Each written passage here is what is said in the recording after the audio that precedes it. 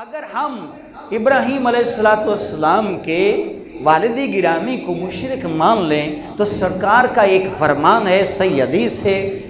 وہ پھر جو ہے صحیح نہیں رہے گی، اس کی طرف پھر تیر چلیں گے اور اس کو جھوٹا ماننا پڑے گا، جبکہ اللہ کے نبی نے جو بات کی ہے، سید الانبیاء نے بات کی ہے، وہ جھوٹی نہیں ہو سکتی۔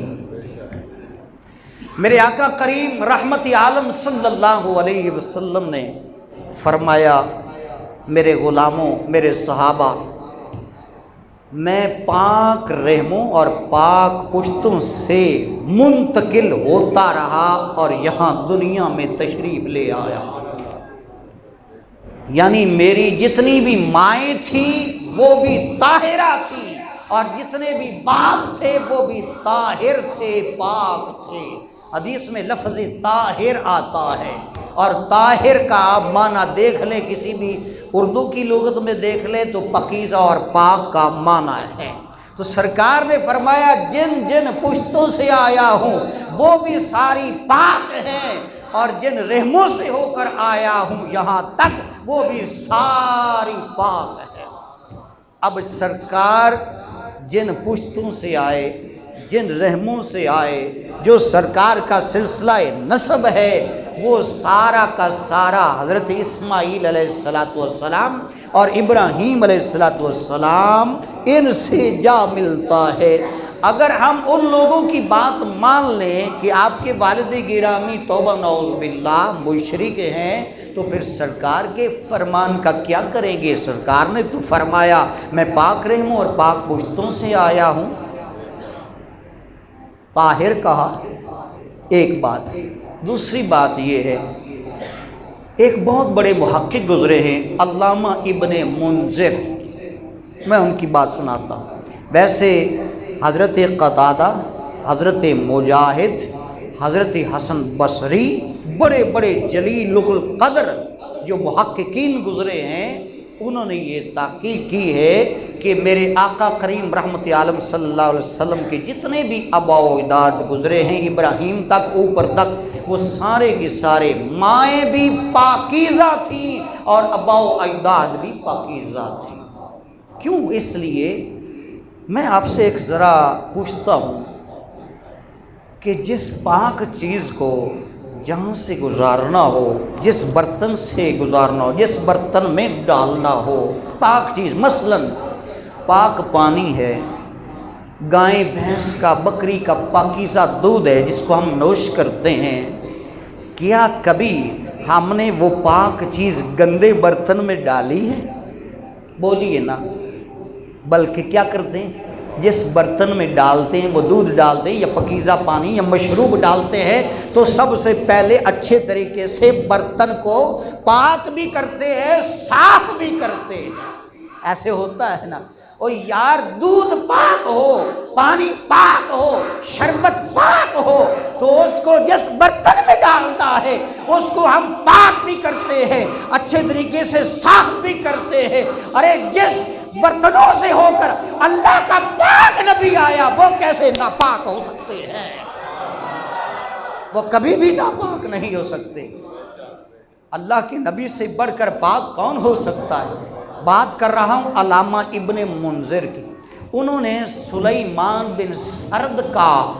ایک قول نقل کیا اور اس نے کہا یہ قول صحیح ہے، اس کے راوی بھی صحیح ہیں، کوئی راوی جھوٹا نہیں ہے، کوئی راوی جو ہے وہ کسی قسم کا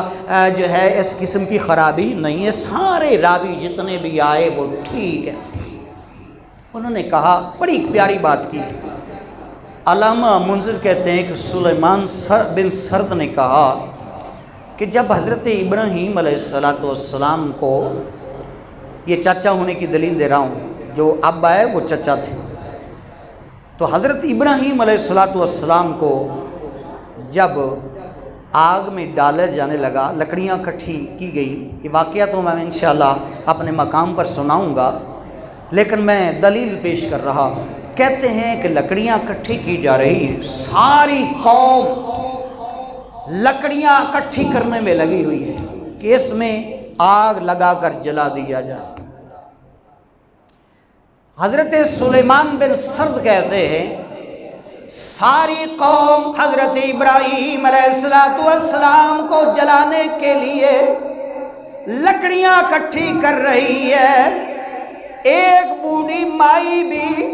لکڑیاں اکٹھی کرنے کے لیے لگی ہوئی ہے۔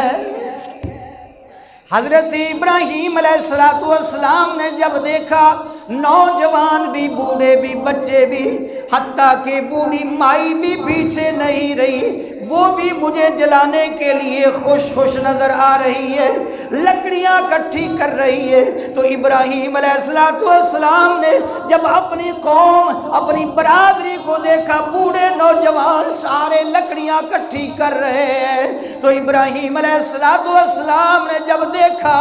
تو اس وقت کوئی نظر نہیں آیا، حمیتی کوئی نظر نہیں آیا، تو پھر پڑھنے لگے حسبی اللہ و نعم الوکیل،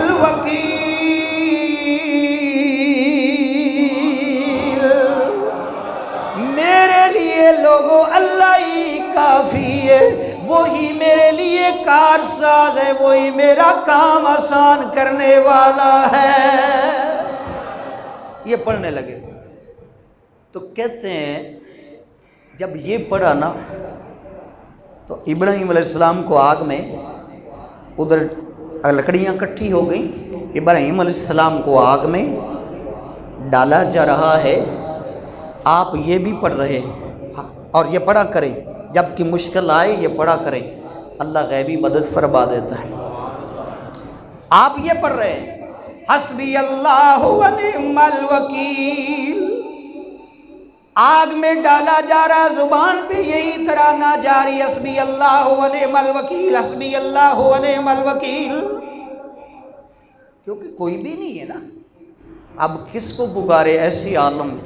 جب کوئی نہ ہو، یاد رکھو کوئی نہ ہو، ابراہیم تو اللہ کے پیغمبر ہے نا، جب کوئی بھی نظر نہ آئے، کوئی بھی مشکل کی گھڑی میں مدد کے لیے نہ آئے، تو میں نے پڑھا ہے کافر بھی جب ڈوب رہا ہو نا، وہ بھی پھر آ کے سب بتوں کو بھلا دیتا ہے، وہ بھی اللہ کو پکارتا ہے کہ مولا اب تو ہی بچانے والا ہے۔ تو حضرت ابراہیم تو اللہ کے خلیل تھے نا، تو پڑھ رہے حسبی اللہ و نعم الوکیل، حسبی اللہ و نعم الوکیل، جب یہ کہہ رہے علامہ سلیمان بن سرد کہتے ہیں اللہ اکبر، اللہ تعالیٰ نے آگ کو خطاب فرمایا، اللہ نے فرمایا یا نار کونی بردا و سلاما علی ابراہیم،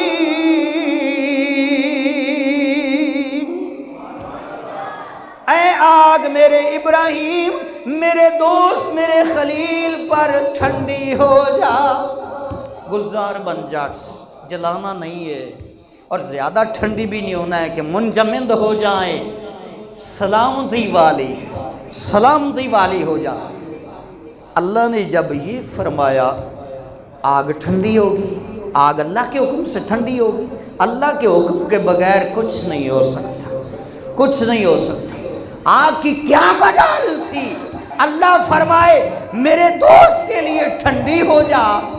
سلامتی والی بن جا، ایک بال بھی نہیں جلانا، تو آگ کی کیا جرت تھی وہ ابراہیم علیہ السلام کا بال جلاتی، آگ کی تو جرت نہیں تھی۔ اللہ نے جیسے فرمایا اس آگ کے خالق نے، میرے خالق نے، آپ کے خالق نے جیسے فرمایا، حکم دیا، بس حکم دینے کی دیر تھی، وہ برکتی ہوئی آگ ابراہیم علیہ السلام کے لیے گلزار بن گئی۔ جب گلزار بن گئی، ہائے ہائے، آپ کا جو چچا تھا نا وہ بھی باہر تماشا دیکھ رہا تھا، ساری قوم دیکھ رہی تھی۔ علامہ سلیمان بن سرد لکھتے ہیں کہ اب بتاؤ، وہ کہتے ہیں کہ میں اب دلیل دیتا ہوں، وہ کہتے ہیں جب آگ ٹھنڈی ہوگی، ابراہیم وہاں ٹہلنے لگے، جیسے پارک میں سیر کرتے ہیں، بندہ باغ میں سیر کرتا ہے، ابراہیم علیہ السلام خوشی خوشی پھر رہے ہیں، وہ حیران ہے کہ وہ آگ اور پھر جلائے نہیں، یہ کیسے ممکن ہے؟ لیکن جب جلایا نہیں نا، گلزار بن گئی، تو چچا باہر سے اونچی آواز سے پتہ کہنے لگا، سنیے حدیث سنیے، کہنے لگا فقال عمہ من اجلی دفیالو، کہنے لگا ابراہیم علیہ السلام کو، میرے بھتیجے کو، امو، لفظ امو آیا ہے جو بدلی رہا ہوں، ام جا کر دیکھ لے عربی کی لغت میں عین میم ام، ام کہتے ہیں چچا کو، تو کیا کس نے کہا؟ ابو نہیں ہے، امو ہے۔ سلیمان بن سرد کہتے ہیں اس جملے پر غور کریں، ابو نہیں آیا،